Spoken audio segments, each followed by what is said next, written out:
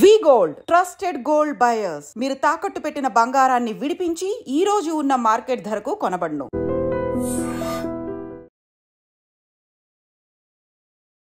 But Russia is also antaru.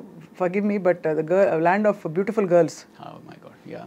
Ante. Definitely. So, ఎలా ఉంది that life అసలు life shift అయిపోయాక డిడ్ యూ ఇమాజిన్ వెళ్లే ముందు తెలుసా మీకు రష్యా ఇలా ఉంటుందని? Had you travelled before that? Never చూసినా వైజాగ్ హైదరాబాద్ అబ్రాడ్ అసలు ఫ్లైట్ ఎక్కిన first time. Yeah correct, yeah flight ఎక్కిన ఫస్ట్ టైం కరెక్ట్. సో అలా అంత కష్టపడి తిరిగి వచ్చి but anyway you had to become an actor. Destiny అలా తీసుకొచ్చింది. సీరియస్లీ అంటే నా probably 10 days of my experience of getting in to movies మీకు చెప్తే అలా ఎలా అవుతుంది అనిపిస్తుంది. చెప్పండి. సో యాక్చువల్లీ నాకు around 3 o'clock I got a call Satyanand గారి దగ్గర నుంచి. రవి గారు ఇలాగ ఉషాకర్ మూవీస్లో హీరో కింద ఆడిషన్ చూస్తున్నారు, మీకేనా ఇంట్రెస్ట్ ఉందా అంటే? సార్ లేదు సార్, 2 నెలలు అసలు నిద్రపోలేదండి, ఫైనల్ ఎగ్జామ్స్కి విపరీతంగా చదువుతాను, కళ్ళన్నీ లోపలికి వెళ్ళిపోయి ఫుల్ డార్క్ సర్కిల్స్ అన్నీ వచ్చేసినాయండి. లేదండి, ఊరికే తిరిగేసి రండి హైదరాబాద్ ఏముంది అని అన్నారు. సో ఆయన ఫోన్ నేను ఆ టైంకి నేను ఎత్తకపోయినా, అంటే అప్పట్లో అన్ని ల్యాండ్ లైన్సే కదా, సో ఫోన్ నేను ఆ టైంలో లేకపోయినా నేను మిస్ అయి ఉండేవాడిని. ఆ రోజు ఉదయం అరౌండ్ 8 o'clock 9 o'clock మేము అందరం ఫ్రెండ్స్ అందరం బీచ్కి వెళ్ళాం. అందులో 2 ఫ్రెండ్స్ సరే సాయంత్రం హైదరాబాద్ వెళ్తున్నాం రా అని వాళ్ళు చెప్పారు. సో ఈ ఫోన్ పెట్టేసిన వెంటనే వాళ్ళకి ఫోన్ చేశారు, మీరు హైదరాబాద్ వెళ్తున్నారంట కదా, నేను కూడా వచ్చేస్తానంటే 2 బర్త్లు ఎలాగో ఉన్నాయి కదా నువ్వు కూడా వచ్చా అని చెప్పి వాళ్ళు అన్నారు. వాళ్ళిద్దరూ హైదరాబాద్ వెళ్ళకపోయినా probably I won't have showed that much of interest. వాళ్ళు ఎలాగో వెళ్తున్నారు కదా నేను వెళ్తున్నాను అని. అదే సో సరదాగా ఫ్రెండ్స్తో తిరగడానికి వెళ్దాం అన్నట్టుగానే బయలుదేరాను అనమాట. ఇంకొకటి, ఆ రోజు మా మదర్ ఫాదర్ ఇద్దరు చెన్నై వెళ్ళి ఉన్నారు visa stamping, American US stamping visa stamping అని వాళ్ళు చెన్నై వెళ్ళి ఉన్నారు. సో వాళ్ళ ఇంట్లో ఉన్నా సరే ఎవరికా కూర్చో ఎక్కడ హైదరాబాద్ సినిమా షూటింగ్లు ఏంటి అని చెప్పి అని ఉంటే నేను ఆగిపోయి ఉండేవాడిని. So these all things happened. So next day morning వచ్చాను. వచ్చిన తర్వాత ఫస్ట్ తేజ గారిని కలిశాను. తేజ గారు సరే ఓకే చూద్దాంలే అన్నట్టు ఆయన ఏదో అన్నారు. ఆ తర్వాత రామానంద్ గారిని కలిశాను. రామానంద్ అనే అతను, ఆయనకి నాకు ఎంత పర్ఫెక్ట్గా జెల్ అయింది అంటే, ఐ మీన్ ఆయన ఏం చెప్తారు ఏం అడుగుతారు అనేది నాకు ఏదో అర్థమైపోతా ఉన్నట్టు అనిపించింది. సరే వచ్చేసాను, అయిపోయింది. ఫస్ట్ డే అయిపోయింది, సెకండ్ డే అయిపోయింది, నేను తెచ్చుకుని డబ్బులు అయిపోయినాయి. అక్కడ ఒక అసిస్టెంట్ డైరెక్టర్ పరిచయం అయ్యాడు. తనతో అన్న ఏంటండి ఇది 3 రోజులు అయిపోయింది ఏం చెప్పట్లేదు, నా పరిస్థితి ఏంటి, నేను ఎక్కడ ఉండాలి ఏంటి అంటే, ఎక్కడ ఉంటావు, నాతో వచ్చేస్తావా, ఉస్మానియా యూనివర్సిటీ హాస్టల్లో ఉంటాను, నాతో వచ్చే హాస్టల్కి వచ్చా అని చెప్పేసి అన్నాడు. ఆ అబ్బాయి ఒకవేళ ఇది ఒకపోయినా సరే నేను వెళ్ళిపోయేవాడినేమో వెనక్కి. సో తను వచ్చామన్నాడు కదా అని చెప్పి తనతో పాటు తనతో వెళ్ళిపోయాను. సో తను ఆ ఆఫీస్ అట్మాస్ఫియర్ ఇవన్నీ ఎక్స్ప్లెయిన్ చేయడం, సినిమా ఎక్స్ప్లెయిన్ చేయడం. సో అలాగా everything was just as if it was arranged for you, arranged dots and connect cheste ippudu. Exactly, yeah. But first film when it didn't work out and you wanted to elago aa pattudala toti aa tarvata em jarigindante meeku malli meeku ela bharosa vachindi that I'll be fine ani?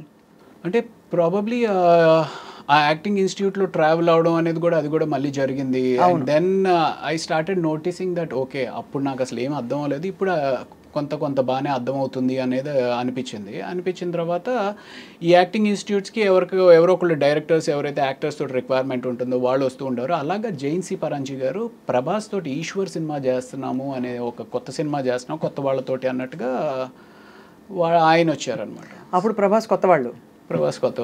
So ఆ సినిమాకి auditions కోసం అన్నట్టుగా ఆయన వచ్చారు. ఆయనతో పాటు అశోక్ కుమార్ గారిని producer రావడం.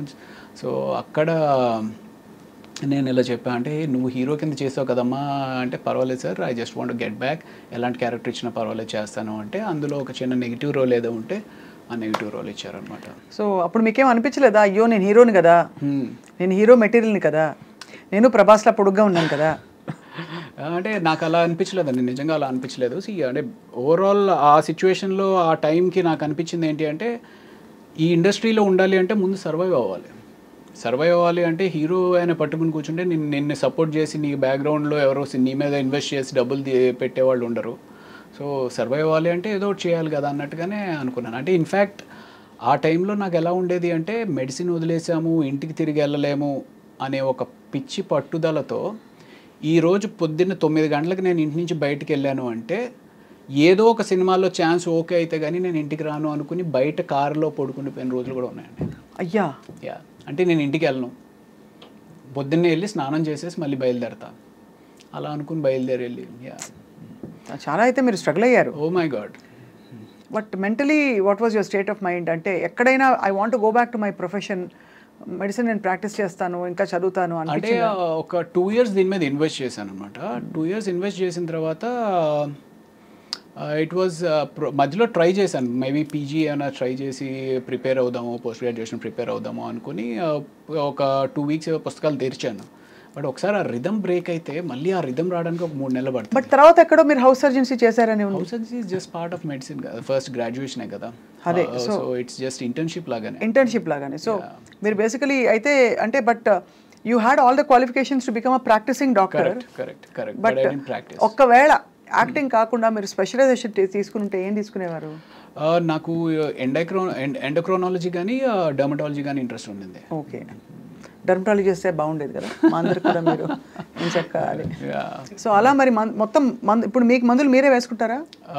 మోస్ట్లీ అంటే యు నో నౌ కదా everything. That's one common question మనకి చాలా మంది అడుగుతూ ఉంటారు, సార్ డాక్టర్లు వాళ్ళే ట్రీట్మెంట్ చేసుకుంటూ ఉంటారు. అన్ని వేళలా అవ్వకపోవచ్చు కానీ మోర్ ఆర్ లెస్ ఆ బేసిక్స్ అన్ని మాకే. ఇప్పుడు నేను మెడికల్ ఇంటర్వ్యూస్ చేస్తానండి. I have done about 2000-3000 medical interviews వేరే చోట. I think I'm half a doctor. ఏమీ తెలియని నేనే అలా అనుకుంటే మీరు యాక్చువల్గా డాక్టర్ అయింది ఇంకా ఎంత అనుకోవాలనుకుంటాను. అంటే యూజువల్గా మనకి దగ్గు, జలుబు, జ్వరం ఇలాంటివి ఏమన్నా సరే మనమే చేసేసుకుంటాం.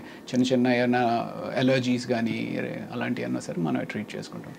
ప్రభాస్ గారితో మీ first film, how was your experience meeting Prabhas first time? అప్పటికేం తెలియదు కదా, అందరు కొత్త వాళ్ళు. అంటే నేను నా ఫస్ట్ సినిమా ఏదైతే నా ఎక్స్పీరియన్స్ ఉంటుందో సేమ్ అంటే ఒక నైవ్గా అమాయకంగా ఎవరేదో చెప్తున్నారు ఏంటి. ప్రభాస్ కూడా సత్యానంద్ గారి దగ్గర స్టూడెంట్ యాక్చువల్లీ. అవును. సో అలాగా అప్పుడు తను వచ్చినప్పుడు అలా ఉండేవాడు. బట్ తను మంచి పర్సనాలిటీ అండ్ అంటే తను వాక్ చేసినప్పుడే నాకు అనిపించేది, ఓ మ్యాన్ అసలు ఎంత మ్యాన్లీగా ఉంది తిని వాక్ అనేది. నాకు అప్పుడు ఒక మారుతి కారు ఉండేదన్నమాట. షార్ట్ గ్యాప్లో వచ్చి తను కార్లో పడుకునేవాడు. అంటే రాత్రంతా అంటే ఈ షూటింగ్ టైర్డ్నెస్ తోటి ఇంకొక 2 గంటలు పడుకొనిస్తే బాగుండు కదా అంటూ ఉండేవాడు అనమాట తను.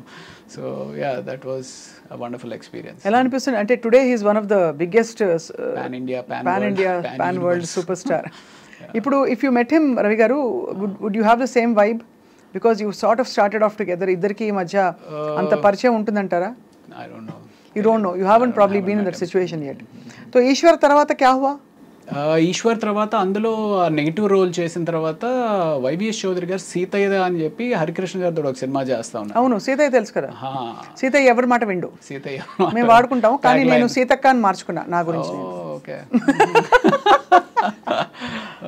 సో ఆ సినిమాలో ఒక సిమిలర్ నెగిటివ్ రోలే.